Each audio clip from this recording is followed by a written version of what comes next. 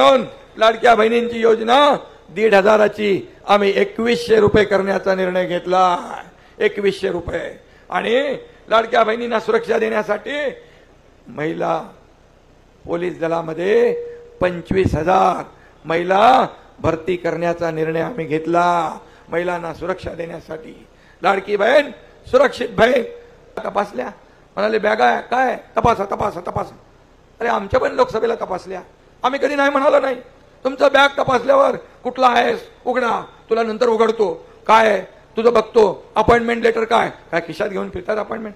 अरे मुख्यमंत्री राहिलेला माणूस काय बोलतोय हे तर विचार केला पाहिजे. आणि आम्हाला माहित आहे बॅगांमध्ये काय नसणारच, कारण त्यांना बॅगा पुरत नाही, त्यांना खोके पुरत नाही, त्यांना कंटेनर लागतो. कंटेनर हे मी म्हणालो नाही, राज ठाकरे म्हणाले. आणि कंटेनर कुठं कुठं गेलेत, कुठल्या देशात गेलेत हेही सगळ्यांना माहित आहे. कशाला आम्हाला सांगताय. अरे आम्ही फाटकी माणसं आहोत. आम्ही आयुष्य उधळलं शिवसेनेवर. हे रामदास कदम इकडे बसलेत.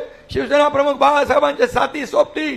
शिवसेना वाढली मोठी झाली या नेत्यांमुळे झाली, या कार्यकर्त्यांमुळे झाली.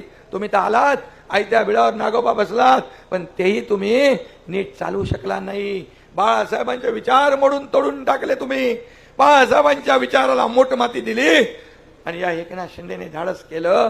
50 आमदार घेऊन सरकार सोडून दिलं, सत्ता सोडून दिली. सत्तेच्या विरुद्ध आम्ही गेलो. आणि मी तेव्हा योगेश अरे हे सरकार देणार आहे, घेणार नाही. ही देना बँक आहे, लेना बँक नाही. आणि म्हणून मी आपल्याला सांगतो आम्ही 5 हप्ते आपल्या खात्यात भरले. नोव्हेंबरचा हप्ता आचारसंहितेमध्ये अडकू नये. या आचारसंहितेमध्ये काळं मांजर आडवं घालणार होते. तुमची योजना बंद पाडण्यासाठी प्रयत्न करणार होते. ते समजून आम्ही ऑक्टोबरमध्येच नोव्हेंबरचे पण पैसे तुमच्या खात्यात भरले. कारण आमची द्यायची नियत आहे. नियत साफ आहे.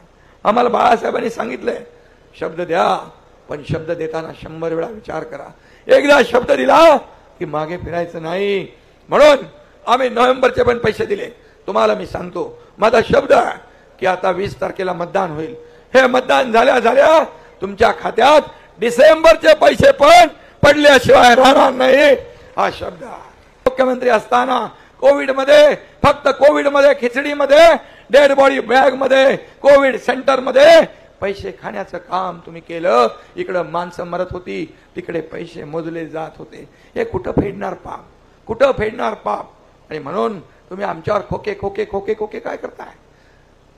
अरे तुम्हाला खोके नाही आता बॅगा. तुम्हाला माहित आहे जेव्हा बदलापूरचा कांड झाला त्यावेळेस हेच लोक ऊर बडवत होते. रेल्वे बंद केली.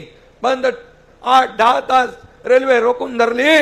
म्हणाले आरोपीला आणा, आरोपीला आणा, फाशी द्यायची आहे, फाशी द्यायची आहे. पकडल्यानंतर आरोपीला पोलीस घेऊन चालले. तो आरोपी म्हणजे हैवान, माणूस नाही. माणुसकीला कलंक लावणार हैवान. त्याच्या बायकोने येऊन स्टेटमेंट दिलं हा माणूस नाही हैवान आहे, नराधम आहे. आणि त्यांनी पोलिसाची बंदूक काढून गोळी मारली. गोळी मारल्यावर आपल्या पोलिसांनी गोळीबार केला. त्या नराधमाचा त्याच्यामध्ये मृत्यू झाला. आणि त्याच्या बाजूने टाऊ फोडायला लागले. म्हणाले हे काय, हे काय. मग त्याला सोडून दिला असता तर म्हणाले असते पोलिसांनी काय बंदुका शोभेसाठी ठेवल्यात. इकडून पण बोला, तिकडून पण बोला.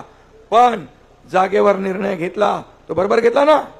बदलापूरचा निर्णय बरोबर आहे. अरे तुम्ही आमच्या लेकी बाळीवर अत्याचार कराल आणि पोलिसांवर गोळीबार कराल. पोलीस काय बघ्याची भूमिका घेतील. जशास तसं उत्तर त्या ठिकाणी मिळेल. आणि यापुढे पण या महाराष्ट्रातल्या लाडक्या बहिणींवर कोणी वाकडी नजर करून बघेल, कोणी अन्याय अत्याचार करेल तर त्याला फाशीची शिक्षा झाल्याशिवाय राहणार नाही.